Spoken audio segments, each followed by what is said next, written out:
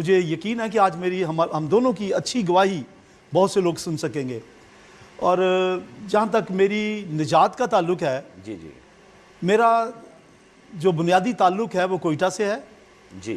और कोयटा में मैं एक ऐसे घराने में पैदा हुआ जो मसीही घराना, निजात याफ्ता घराना था। हालेलुया। और उनकी तरबियत का नतीजा ये है कि मैं बचपन में ही जब संडे स्कूल जाता था तो बाइबल लेके जाता था और एक अच्छा माहौल मुझे मिला। जी जी, बिल्कुल। और यहाँ तक मुझे तालीम मिल गई कि कोई शख्स नए सिरे की से पैदा होने के बगैर आसमान की बादशाहत में नहीं जा सकता। हालेलुया, मैंने अपना हालेलुया। बचपन और जवानी की एक ख़ास उम्र, टीन एज तक, इस तालीम को मैं समझ चुका था कि मुझे खुदावंद यीशु मसीह को शख्सी निजात दहिंदा कबूल करना है। लेकिन ना जाने किस वक्त का इंतज़ार था कि मैं खुदावंद यीशु मसीह को निजात दहिंदा कबूल करता ही नहीं था। सब कुछ अंदर था, एक अच्छा नौजवान, चर्च में एक्टिविटीज़ में हिस्सा लेना और सब के कुछ। बावजूद के ख़ानदानी माहौल जो था जी, वो भी सारा बड़ा कुछ। रूहानी था।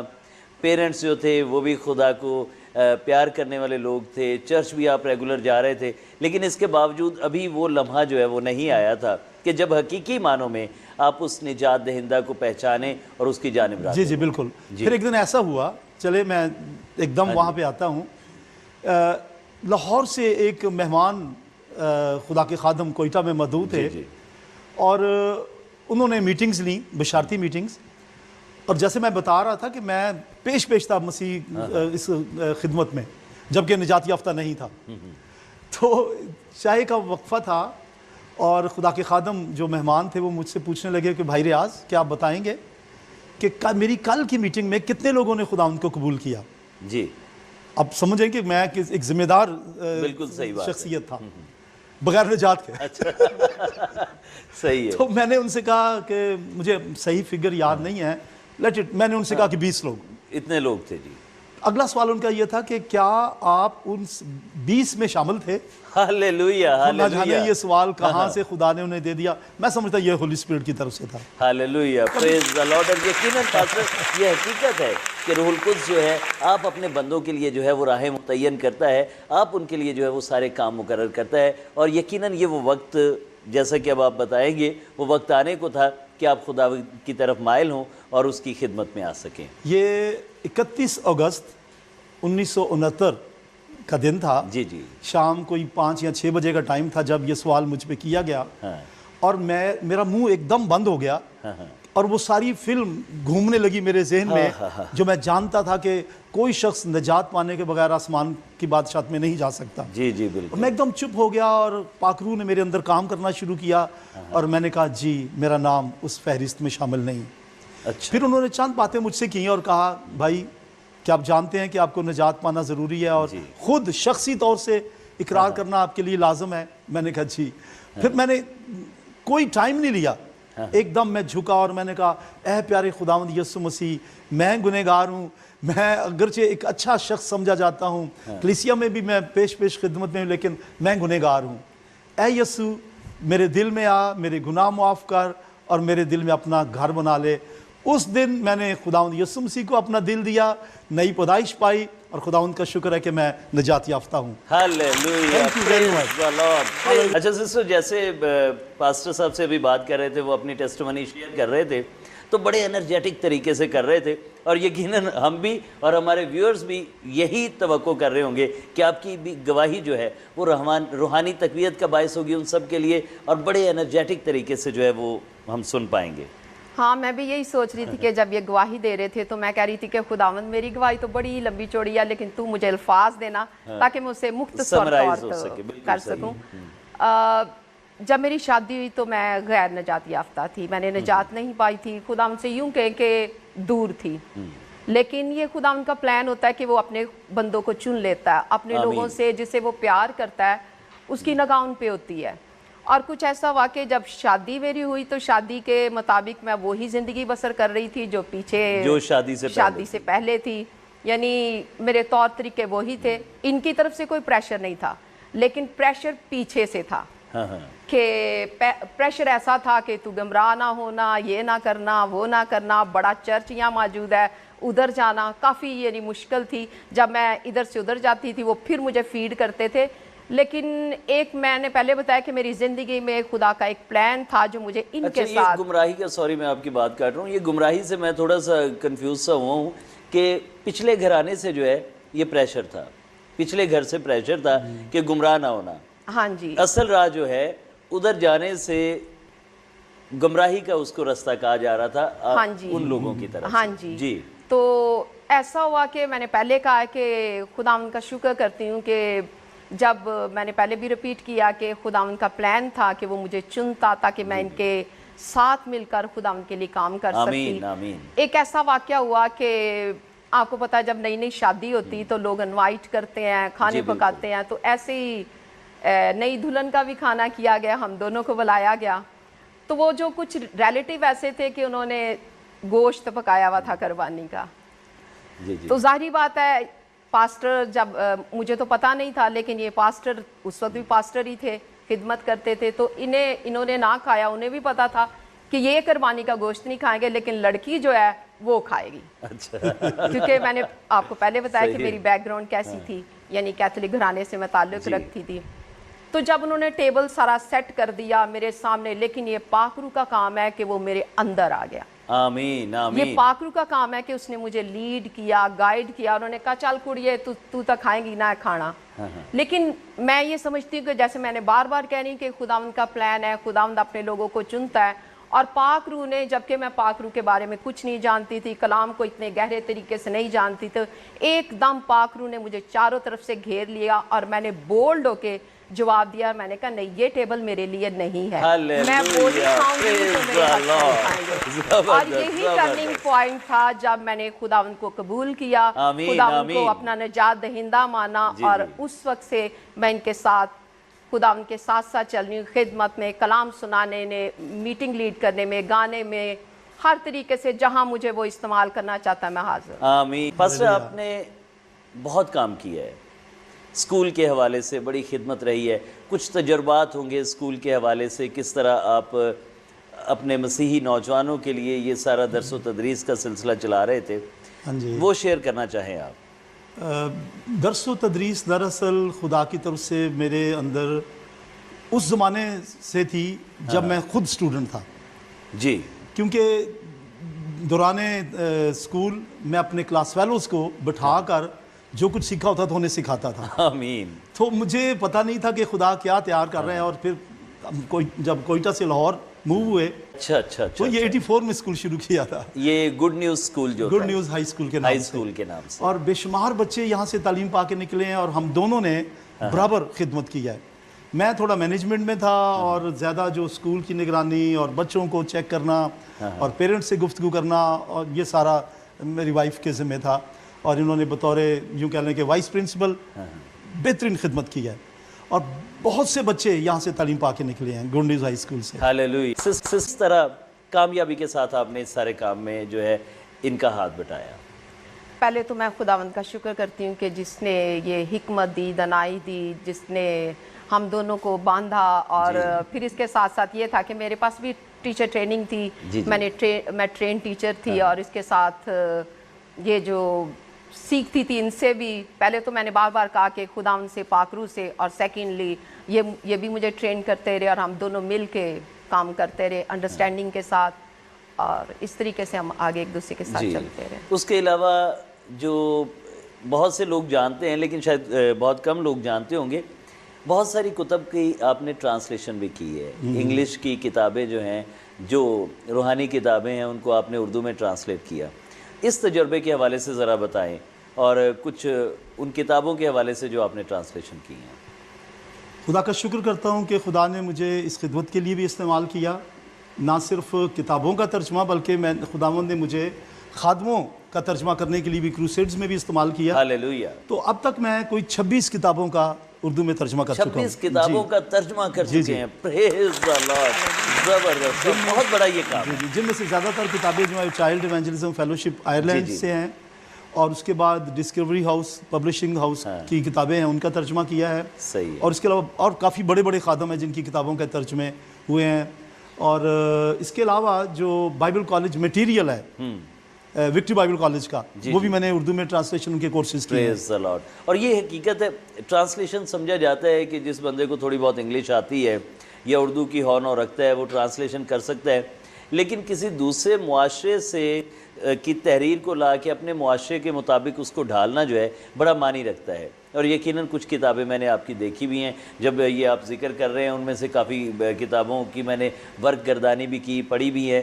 तो खुदावंद ने आपको इस काम के लिए बड़े ही पुरजोर तरीके से इस्तेमाल किया है पास्टर। इसके लिए मैं खुदावंद का शुक्र करता हूँ कि मैंने अपने इल्म पर इन्हिसार नहीं किया। आमीन। मिसाल के तौर पर अगर मैं तर्जमा करते करते किसी लफ्ज़ पे अटक गया तो मैंने होली स्पिरिट से भी पूछा, और मुझे अगर ज़रूरत पड़ी तो मैंने डायरेक्ट पब्लिशर से या राइटर से भी बात की। मैंने कहा इस जो ये लफ्ज़ बात जो है इसका क्या मतलब क्या है? मतलब क्या है, क्योंकि मैं नहीं चाहता था कि जो राइटर कहना चाहता है मैं कहीं उससे फिसल जाऊं। बिल्कुल सही है जी। तो हमें बात करने के लिए जो कहा गया वो है टेम्पटेशन जी। तो टेम्पटेशन दरअसल हर वो ख्वाहिश या हर वो काम या हर वो पेशकश जो हमें खुदा के अहकाम के बरक्स काम करने के लिए उभारे, वो टेम्पटेशन है। आमीन आमीन। कि ये खुदा की तरफ से नहीं, शैतान की तरफ से आती है। और शैतान के कई नामों में से एक नाम उसका ये भी है, आजमाने वाला। आजमाने वाला मत्ती की इंजील में लिखा है और आजमाने वाला। और आजमाने वाला। और पहले थस्सलुनीकियों के खत में भी पौलुस ने लिखा है, कहीं ऐसा ना हो कि आजमाने वाले ने तुम्हें आजमा लिया हो। आमीन। तो शैतान का एक नाम आजमाने वाला, ही इज द टेम्पटर जी। तो बात ये वाज़ेह हो गई कि आजमाइश शैतान की तरफ से आती है। और क्यों आती है? ज़ाहिर है, जैसे उसकी डेफिनेशन है, गिराने के लिए, वरगलाने के लिए, बहकाने के लिए। तो मैंने इसको इस तरह से 3 हिस्सों में बांटा है जी बिल्कुल, कि शैतान जो है वो किस तरह से आजमाइश में डालता है। उसके मकासद क्या है? पहला है to undermine God's will and purpose, जी। यानी इंसान को खुदा की मर्जी और उसके प्लान से हटा देना। बिल्कुल सही। उसके प्लान से हटा देना उसका पहला मकसद है। दूसरा है to ashtray a believer from God's वे, यानी खुदा की राहों से ईमानदार को बेराह करने के लिए। तो उसके मकासद हैं। और तीसरी बात यह है कि ईमानदार के अंदर खुदा के बारे में शुबहात पैदा करना। जैसे आदम के और हवा के अंदर भी ये शुबहात पैदा कर दिए थे कि क्या वो वाकई खुदा और है? हम कह सकते हैं कि सबसे पहले जो आदम आजमाया गया, शैतान ही था जिसने, इब्लीस ने आदम और हवा को आजमाने की कोशिश की और उनको आजमाया, वो उस आजमाइश में गिर गए। और इब्लीस ने, वहाँ पे हम पास्टर देखते हैं कि कलाम की ही सच्चाइयों को तोड़ मरोड़ कर इस तरह पेश किया कि वो अपनी असल हैयत और अपनी असल शक्ल में ना रहीं और वो आजमाइश में गिर गए। तो इस तरह भी कई दफ़ा हमारे लोग जो हैं, मसीही लोग जो हैं, ईमानदार जो हैं, वो आजमाइश में पड़ जाते हैं। जी हाँ, शैतान के जो गिराने के वाक़यात हैं उनमें सबसे पहला वाक़या आदम और हवा ही का है। और जो स्ट्रेटजी या हिकमत अमली शैतान ने वहाँ इस्तेमाल की, वही स्ट्रेटजी उसने खुदावंद यीशु मसीह को आजमाने के लिए की। और वही हिकमत अमली वो आज ईमानदारों को वरगलाने के लिए इस्तेमाल करता है। बिल्कुल। और वो जो स्ट्रेटजी है वो पहला यूहन्ना उसके 2 बाब की 16वीं आयत में मरकूम है। वहाँ लिखा है, क्योंकि जो कुछ दुनिया में है, यानी जिस्म की ख्वाहिश जी और आंखों की ख्वाहिश और जिंदगी की शेखी, ये शैतान की तरफ से और शैतान ने यही 3 हरबे इस्तेमाल किए। नंबर 1 लस्ट ऑफ फ्लैश, यानी जिस्म की ख्वाहिश। नंबर 2 लस्ट ऑफ आइज, यानी आंखों की ख्वाहिश। और प्राइड ऑफ लाइफ, शेखी, जिंदगी की शेखी। आदम और हवा के लिए कैसे उसने ये हरबा इस्तेमाल किया? जिस्म की ख्वाहिश को इस्तेमाल करते हुए कहा, लिखा है कि जब उसने फल पेश किया तो कहा जिस्म की ख्वाहिश को सामने रखते हुए अक्ल बख्शने के लिए खूब, अक्ल बख्शने के लिए खूब। तो ये जिस्म की ख्वाहिश। और फिर आंखों की ख्वाहिश किस तरह से? लिखा है देखने में खुशनुमा। और जिंदगी की शेखी कैसे? तुम खुदा की मानद बन जाओगे। आमीन। तो ये 3 तरीके उसने इस्तेमाल किए। और यही 3 तरीके खुदा यीशु मसीह के लिए इस्तेमाल किए। आदम मगलूब हुआ, यीशु मसीह गालिब आया। Hallelujah, praise the Lord, hallelujah. अगर वक्त हो जी बिल्कुल, जी शैतान ने जो जिस्म की ख्वाहिश के को इस्तेमाल किया तो लिखा है, यीशु से कहा इन पत्थरों से क्या है कि रोटी बन जाए। जिस्म को आगे लेके आया। जी बिल्कुल। وہ یسوع مسیح جسم لے کر آیا تھا لیکن he was perfect God, perfect God, اور سچ شیطان مچ اور کامل طور پر خدا اور سچ مچ اور کامل طور پر انسان تھا۔ جی لکھا ہے اس نے شان و شوکت دکھائی، جی لسٹ آف آئیز پیدا کرنے کی کوشش کی، لیکن اسے یہ معلوم نہیں کہ یسوع مسیح کی آنکھیں پوری زمین پہ ایمانداروں کو دیکھتی ہیں، وہ آنکھیں کیسے گناہ میں گر سکتی تھی۔ ہاللیلویہ۔ اور تیسری بات زندگی کی شیخی میں ڈالنے کی کوشش کی، یہ سب کچھ میں تجھے دے دوں گا، لیکن یسوع مسیح غالب آیا۔ ہاللیلویہ، پریز دی لارڈ۔ تو ابھی میں چاہوں گا کہ میری اہلیہ یہ بتائیں جی کہ جب آج شیطان یہی حربے استعمال کرتا ہے لوگوں کو ورغلانے کے لیے، گرانے کے لیے، تو کون سی تدابیر ہیں جو استعمال کی جائیں؟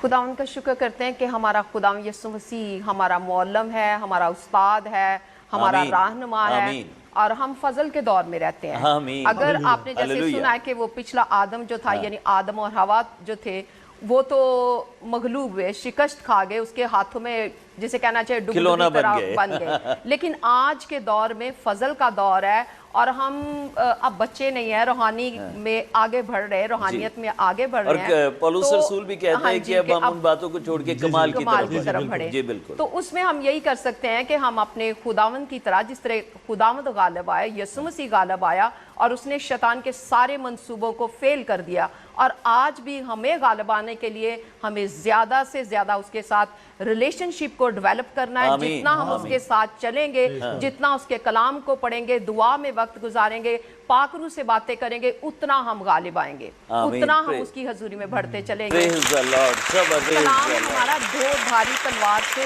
زیادہ تیز ہے، ہاللیلویہ، جتنے مرضی ہم لے کریں، جتنی مرضی ہم دنیا میں رہتے ہیں، جتنے مرضی چلاکیاں چلے، لیکن جب خداوند کا کلام ہتھیار ہمارے پاس ہے تو فتح ہماری ہے۔ جی بالکل۔ اور اس نے فتح سے بڑھ کر غلبہ بخشا ہے۔ ہاللیلویہ۔ جی سسٹر، اور یہ ہم دیکھتے ہیں کہ ابلیس نے مختلف موقعوں پہ جب ہم دیکھتے ہیں کہ وہ آزماتا ہے ایمانداروں کو، خدا کے ساتھ چلنے والوں کو، خدا کے لوگوں کو، تو وہ بھی اسی کلام کو استعمال کرتا ہے۔ جب ہمارے خداوند یسوع المسیح کو وہ آزمانے آتا ہے تو وہاں پہ بھی وہ یہی کہتا ہے کلام میں یہ لکھا ہے، کیونکہ وہ کلام جانتا ہے، لکھا ہے کیونکہ نا وہ کہ کلام جانتا ہے۔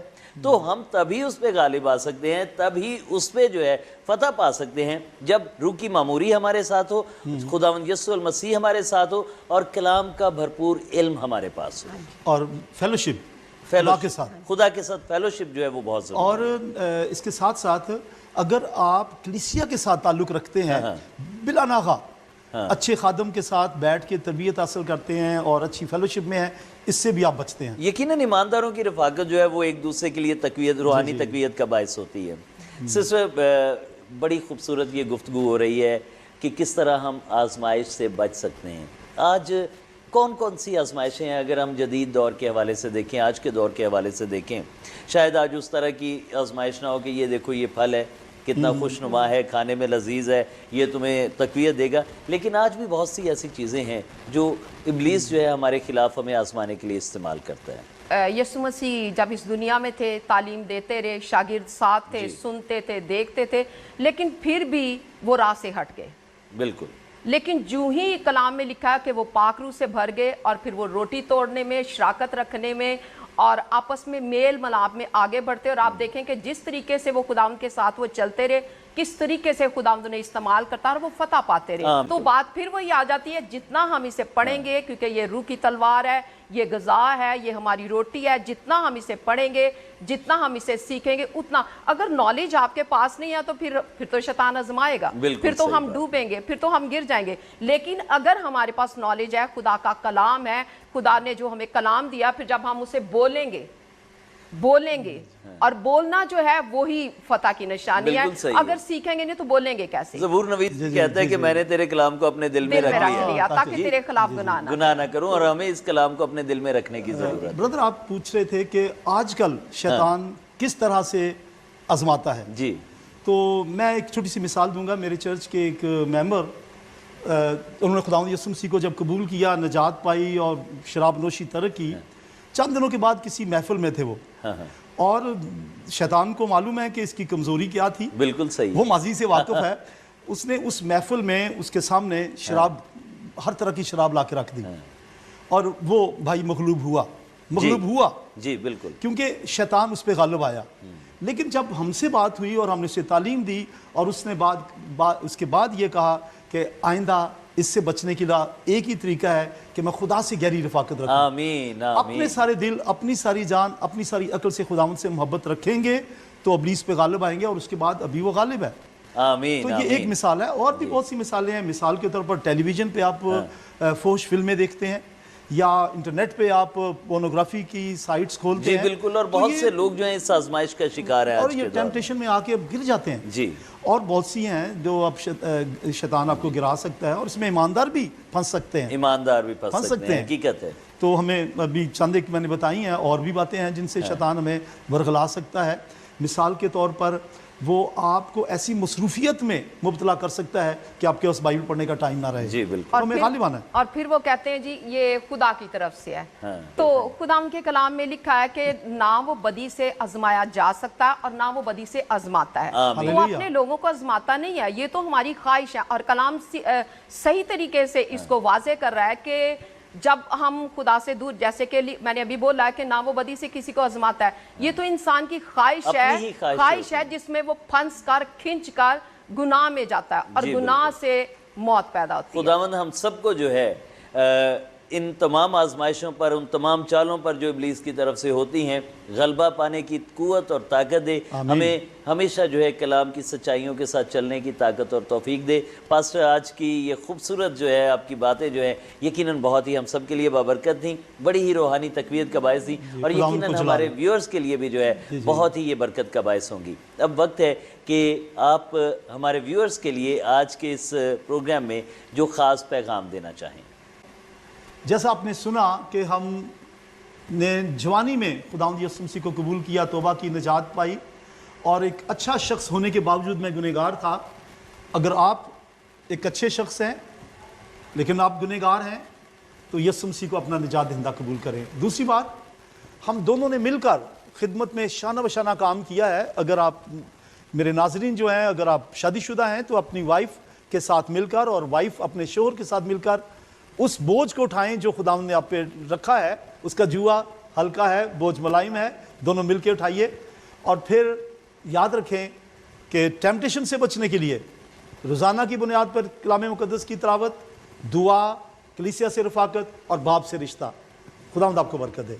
جی سسٹر، آپ بھی ہمارے ناظرین کے لیے جو پیغام دیں۔ تو میں پیغام دینا چاہتی ہوں نوجوان لڑکیوں کو، لڑکوں کو، کہ یہ نہ سمجھے کہ کلام پڑھ لیا ہے، کلام کو پڑھنے کے بعد اس کو سوچیں کہ کیا پڑھا اور اس پر عمل کریں۔ جتنا آپ کلام کو پڑھیں گے، عمل کریں گے، اتنی دنیاوی روحانی لیول پہ آپ آگے بڑھتے چلے جائیں گے۔ کبھی مشکل نہیں آئے گی، کبھی پریشانی نہیں آئے۔ اگر مشکل آ جائے گی تو خدا نکال لے گا، کیونکہ وہی ہمارا استاد ہے، وہی ہمارا باپ ہے، اور اپنے باپ سے ضرور باتیں کیا کرے۔ Thank you so much.